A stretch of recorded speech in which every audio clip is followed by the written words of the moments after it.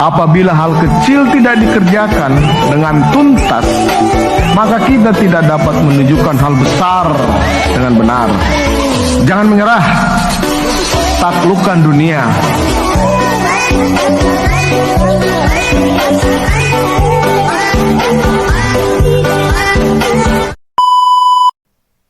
Hai teman-teman semua, terima kasih sudah mengklik video ini. Kenalin, aku Suci Fitriani, mahasiswa Fakultas Ekonomi Bisnis, Prodi Manajemen. Di video kali ini, aku bakal ngebahas lagi materi mata kuliah Manajemen Inovatif, yang kali ini pembahasannya adalah pembelajaran berbasis kompetensi. Yuk kita simak penjelasannya. And I think to myself, what a wonderful world.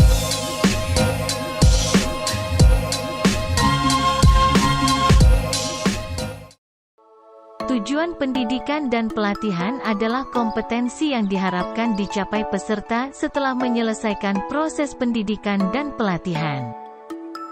Kemudian, kinerja yang baik dapat dicapai berkat kemampuan menerapkan pengetahuan, keterampilan, dan sikap perilaku.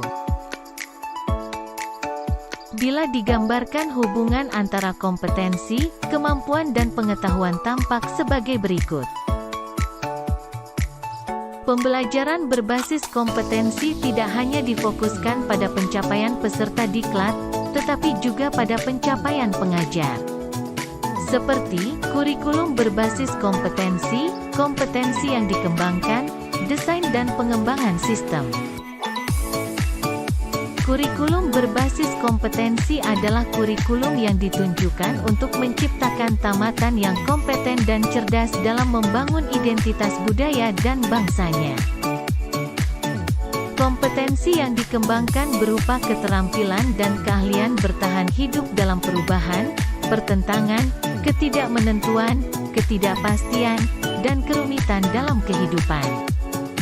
Desain dan pengembangan sistem pembelajaran dengan seluruh komponen di dalam harus difokuskan pada tujuan pembelajaran yang berisi kompetensi. Kompetensi awal dan karakteristik awal peserta didik melalui 3 pihak. Pihak pertama, mereka adalah pihak yang perlu dibantu penyelenggara diklat untuk membangun cita-cita peserta didik. Pihak kedua, di dalamnya termasuk pengajar dan pengelola satuan pendidikan.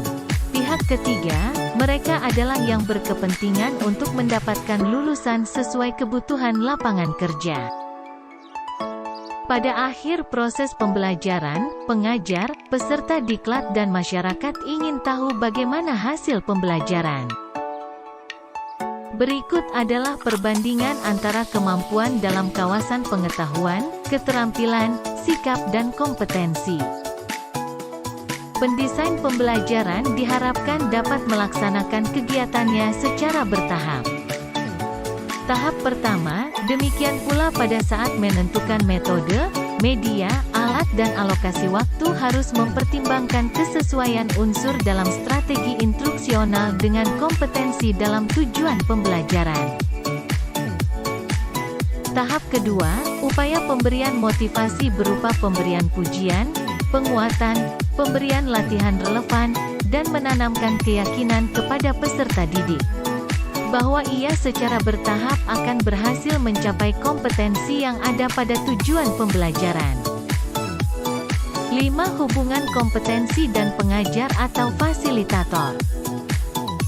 Pertama, dengan penguasaan bahan pembelajaran, ia akan mampu tampil meyakinkan pada saat mempresentasikan isi bahan atau saat menjawab pertanyaan peserta didik.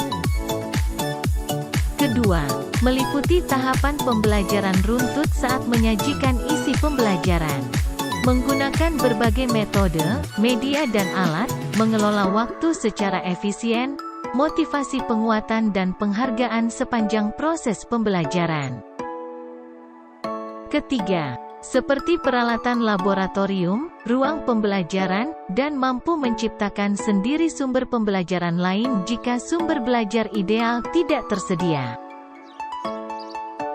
Keempat, alat pengukuran yang baik dilihat dari validitas, reliabilitas dan kepraktisan penggunaannya.